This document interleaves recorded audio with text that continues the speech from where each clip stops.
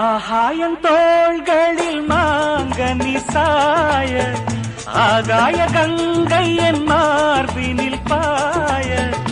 ஆகாயம் தோள்களில் மாங்கனி சாய ஆகாய கங்கை என் மார்பினில் பாய கொதித்தது குளிர்ந்தது